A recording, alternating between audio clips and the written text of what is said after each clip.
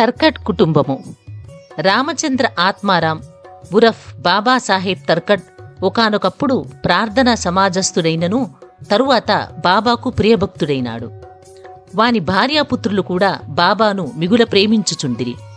ఒకసారి తల్లి కొడుకులు షిరిడీకి పోయి అచ్చట వేసవి సెలవులు గడపవలెనని నిర్ణయించిరి.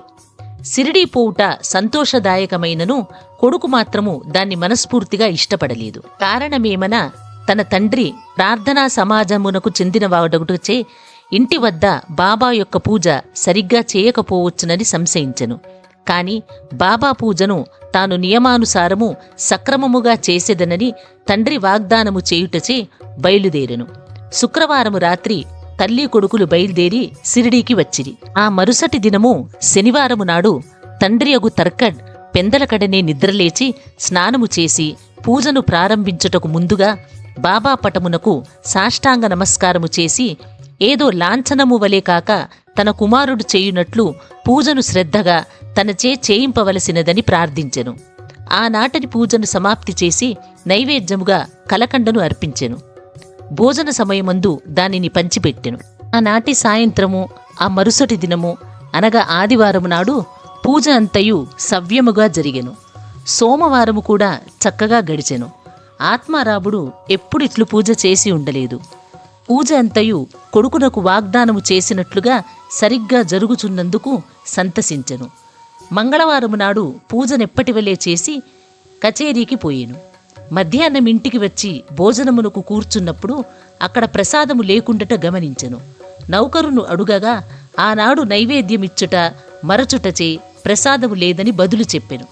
ఈ సంగతి వినగానే భోజనమునకు కూర్చున్న ఆత్మారాం వెంటనే లేచి బాబా పటమునకు సాష్టాంగ నమస్కారము చేసి బాబాను క్షమాపణ కోరెను. బాబా తనకు ఆ విషయమును జ్ఞప్తికి తేనందుకు నిందించెను. ఈ సంగతులన్నిటినీ షిరిడీలో ఉన్న తన కొడుకునకు వ్రాసి బాబాను క్షమాపణ వేడుకొనెను. ఇది బాంద్రాలో మంగళవారము మధ్యాహ్నము సుమారు 12 గంటలకు జరిగెను. అదే సమయమందు షిరిడీలో మధ్యాహ్న హారతి ప్రారంభించుటకు ముందు ఆత్మారాముని భార్యతో బాబా ఇట్లనెను. తల్లి, ఏమైనా తినవలెనను ఉద్దేశముతో బాంద్రాలో మీ ఇంటికి పోయినాను. తలుపు తాళము వేసి ఉండను. ఎలాగుననో లోపల ప్రవేశించి తిని, కాని అక్కడ తినుటకి ఏమీ లేకపోవుటచే తిరిగి వచ్చి తిని అనెను. బాబా మాటలు ఆమెకేమీయూ బోధపడలేదు. కాని పక్కనే ఉన్న కుమారుడు మాత్రం ఇంటి వద్ద పూజలో ఏమియో లోటుపాట్లు జరిగినవని గ్రహించి ఇంటికి పోవుటకు సెలవు నిమ్మని బాబాను వేడుకొనెను.